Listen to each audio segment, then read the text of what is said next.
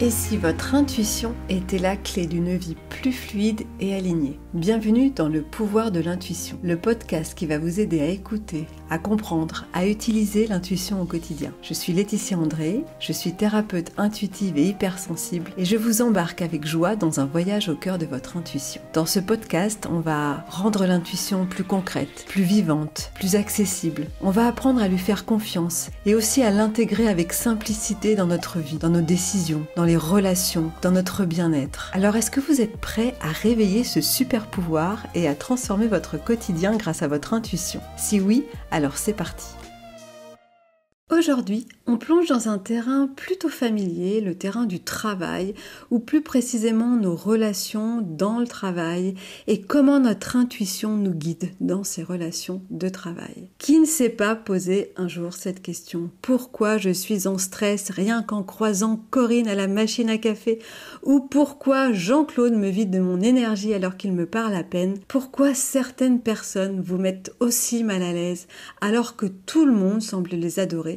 Et pourquoi vous vous sentez en alerte ou au contraire épuisé face à certains collègues qui, objectivement, ne vous ont rien fait. C'est ce qu'on appelle l'intuition relationnelle. Et ce n'est pas une lubie, c'est un système de détection intérieure câblé en lien avec votre propre histoire émotionnelle. Pour ça, je vais vous raconter une histoire. On va imaginer une scène au travail. Il y a 3 collègues qui assistent à une réunion. Il y a d'abord Laura, qui prend la parole dans cette réunion et elle parle avec intensité, Laura. Elle défend ses idées avec passion. Mais ce qu'elle éveille chez ses collègues n'a rien à voir avec le fond de son discours. Camille, par exemple, qui est face à Laura et qui écoute le discours de Laura, se sent vite agacée. Pas parce qu'elle était en désaccord avec ce que dit Laura, mais parce que l'intensité de Laura réveille en elle une colère enfouie qu'elle n'a peut-être jamais osé exprimer. Alors Camille, elle va se mettre à juger Laura, elle va se dire « Oh, mais elle me gonfle celle-ci, elle est trop intense, elle est presque agressive. Ah, vraiment, à chaque fois qu'elle parle, je ne la supporte pas. » De son côté, à l'autre bout de la table, vous pouvez imaginer Marc qui, lui, ne perçoit pas cette colère parce qu'il n'est pas forcément câblé par rapport à ça. Mais ce qui le dérange, Marc, c'est bien autre chose. La liberté avec laquelle Laura parle. Alors Marc, lui, il a toujours appris à se retenir, à bien formuler, à rester plutôt neutre et face à l'audace de Laura, il se sent complètement éteint, tout petit. Alors lui, il pense quand elle parle comme ça devant lui, il se dit « Oh là là, mais alors celle-là, cette Camille, elle veut se faire remarquer comment elle y va, c'est juste pas possible. » Mais la vérité dans cette histoire, c'est que Laura, elle n'est ni agressive ni prétentieuse, elle est juste elle-même déjà, et elle agit sans le savoir comme un miroir pour Camille et pour Marc. Pour Camille, elle va refléter cette colère qui n'est pas été reconnue, et pour Marc, elle renvoie cette notion de liberté qu'il ne s'autorise pas. À la fin de la réunion, en tout cas, Camille et Marc, ils risquent de s'accorder sur un point, c'est que Laura est insupportable, mais en réalité, ils ne réagissent pas à Laura en tant que personne, ils réagissent à ce qu'elle réveille, à ce qu'elle éveille en eux. Et c'est là toute la puissance et aussi le mystère de l'intuition relationnelle. On ressent, on perçoit des choses chez l'autre en fonction de notre propre histoire. Alors oui, on a du ressenti, mais notre ressenti, il est important de dire qu'il n'est jamais neutre quand il est comme ça face aux autres. Il est souvent coloré par notre vécu, par nos blessures, par nos schémas, par nos attachements aussi au passé. Et ce collègue qui vous agace sans raison, peut-être qu'il vous rappelle un parent autoritaire qui ne vous écoutait jamais, ou peut-être que cette manager que vous admirez sans trop savoir pourquoi, elle vous rappelle une figure plutôt rassurante que vous avez eue dans votre enfance et puissante qui vous enrobait, qui vous rassurait. Ou au contraire, peut-être que cette manager, ce cadre vous intimide parce qu'elle réveille en vous ce que vous n'avez pas encore osé devenir. En tout cas, si une interaction comme ça vous fait mal, vous agite, vous bouleverse, c'est souvent qu'elle touche un endroit en vous encore sensible, peut-être pas guéri. Et ça, c'est une information précieuse de notre côté intuitif. Ce qu'il faut comprendre là-dedans, c'est que cette part de mystère fait partie du jeu. On ne peut pas tout analyser, on ne peut pas tout rationaliser. Parfois, il faut juste accepter ce que notre corps, ce que notre énergie, ce que nos perceptions captent avant que nous puissions le comprendre et l'analyser dans notre mental. Et c'est plutôt normal parce qu'on est tous connectés à quelque chose de plus grand que nous, à un réseau d'émotions, à un réseau de mémoire, à un réseau de ressentis qui vont nous guider, même si ça dépasse notre logique. Ici, on parle de relations qui dérangent, qui plombent, pas forcément de relations d'interaction avec lesquelles tout va bien. Non, parce que notre intuition, elle est là pour ça. Elle est là pour nous montrer ce qui dérange. Elle est là pour nous indiquer subtilement ou pas d'ailleurs, elle n'est pas toujours très subtile, notre intuition, ce qu'il reste à regarder en nous pour ne plus être impacté à l'avenir par le comportement peut-être de Corinne à la machine à café ou de cette manager qui nous renvoie quelque chose qu'on n'a pas réglé en nous. Et comment savoir si on a dépassé cette problématique? Eh bien, c'est simple. C'est le jour où la dite Corinne de la machine à café, connue pour être une langue de vipère imbuvable, ne vous fait plus ni chaud ni froid. Ça glisse sur vous. Vous la voyez, vous l'entendez, mais ça ne vient plus vous chercher à l'intérieur de vous. Et là, vous savez que vous avez dépassé la problématique émotionnelle que Corinne renvoyait sur vous. C'était pas Corinne le problème, c'était ce qu'elle vous renvoyait. Et votre intuition, qu'est-ce qu'elle a fait là-dedans? Elle a fait son job. Elle a fait le job de vous alerter pour que vous puissiez grandir. Et ça, c'est vraiment fabuleux parce que c'était pas le mental. Le mental, il vous dirait « Oh là là, mais Corinne, elle est insupportable !»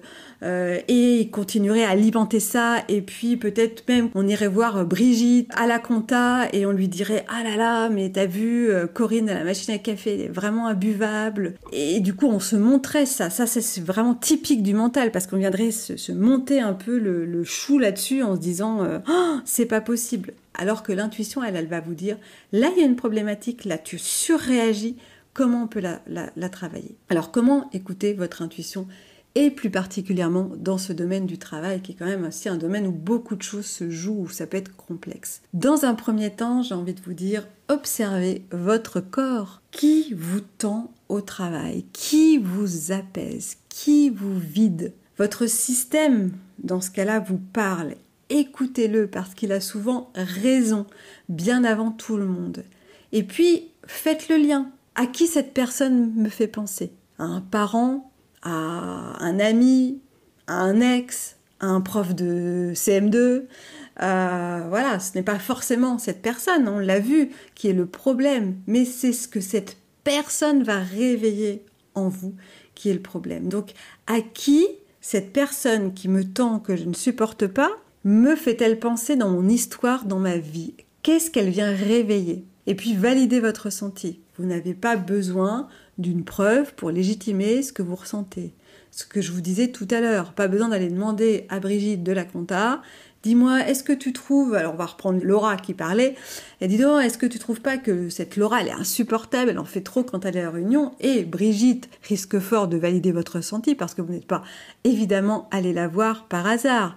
Elle partage probablement une projection comme vous, alors peut-être pas la même que vous, mais voilà, si vous allez la voir pour parler de Laura, c'est qu'elle partage la même projection que vous par rapport à Laura. Mais le vrai sujet, on le sait, c'est pas Laura. C'est ce que Laura vient toucher en vous. Et on n'avait pas forcément besoin d'aller le valider parce que dès qu'on valide avec quelqu'un d'autre, c'est plus notre intuition qui est en lien. C'est notre mental qui va commencer à faire le job et qui va commencer à pourrir Laura. Parce que c'est beaucoup plus facile de pourrir Laura que de se remettre soi-même en question en se disant « Qu'est-ce que Laura vient chercher chez moi ? À qui elle me fait penser ? À qui le comportement de Laura me fait penser ? Et pourquoi ça vient me toucher à ce point-là ? Parce que votre intuition, elle est là pour vous amener quelque chose de précis pour vous faire grandir. Donc remettez les choses à leur place. C'est pas la faute de Martine, c'est pas la faute de Corinne, c'est votre terrain intérieur qui s'active et ça mérite d'être regardé avec bienveillance. Donc posez votre cadre aussi. Parce qu'il va être important en posant votre cadre, votre énergie, votre voix, de poser aussi vos limites. Vous n'avez pas besoin de vous justifier pour vous dire ce que vous ressentez est juste, vous avez juste besoin d'honorer ce que vous ressentez profondément. Et ça, c'est très, très, très important. Et surtout, donnez-vous le droit d'expérimenter. Votre intuition n'a pas besoin d'être parfaite parce qu'elle n'est pas là pour que vous soyez le détective des relations comme un radar humain hyper contrôlant, surtout au travail. Elle est là vraiment pour vous guider vers ce qui est bon pour vous. Ça peut prendre du temps, parfois vous avez l'impression de vous planter, mais en réalité, chaque malaise, chaque tension, chaque interaction qui vous perturbe est vraiment une opportunité de mieux vous connaître. Et ce qui est difficile en tout cas dans les relations professionnelles, et c'est pour ça aussi que je trouvais ça important du coup d'en parler là de ces relations professionnelles, c'est que on peut pas fuir au travail. On peut pas bloquer Martine ou Corride ou ghoster notre collègue de travail ou notre cadre. Alors on est obligé d'apprendre à naviguer autrement dans ces relations. On est obligé de plus être en mode survie, mais avec plus de lucidité, de conscience pour préserver notre énergie. Et ça demande vraiment de l'entraînement, ça vous demande de déprogrammer aussi des vieux réflexes. C'est pas la peine de vouloir chercher à faire la paix à tout prix, c'est pas la peine de forcément faire bonne figure. Ce qu'il va falloir comprendre, c'est d'aller chercher en soi ce que ça veut dire, d'aller chercher en soi la signification de tout ça. Mais la bonne nouvelle, c'est que vous n'avez pas besoin de changer tout le monde autour de vous. Vous avez juste besoin du coup de changer la manière dont vous allez vous positionner à l'intérieur de vous. Et si vous sentez à l'avenir qu'un collègue vous bouscule, au lieu de vous dire « je suis trop sensible », au lieu de vous dire « ah mais il est insupportable », demandez-vous « qu'est-ce qu'il m'apprend sur moi ? Est-ce qu'il appuie sur une blessure ? Est-ce qu'il vient me rappeler une limite que j'ai pas encore posée ?» Souvent c'est les deux d'ailleurs. Parce que notre intuition relationnelle est un outil hyper précieux et surtout au travail, c'est pas pour détecter les gentils et les méchants, mais vraiment pour apprendre à se respecter dans cet environnement, même dans ces environnements les plus contraints. Et quand vous commencez à vivre en accord avec ça, on n'attend pas des autres qui changent, mais notre posture va changer et notre rapport aux autres et à leur relationnel aux autres va changer aussi.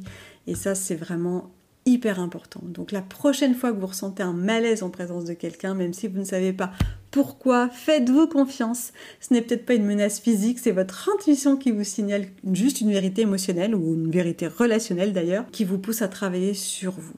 Si ce sujet vous parle, si vous avez envie d'aller plus loin sur le thème de l'intuition relationnelle, de mieux comprendre comment nous interagissons ensemble et surtout comment faire confiance à vos ressentis dans tous les groupes sociaux, que ce soit au travail, en famille, en couple, entre amis, je vous invite à découvrir mon livre « Vous et les autres, faites confiance en votre intuition » publié aux éditions First, qui vient de sortir au mois de septembre. C'est un guide pratique avec plein d'exercices pour faire confiance en son intuition dans ce cercle relationnel et aussi mieux comprendre tout ce qui se joue.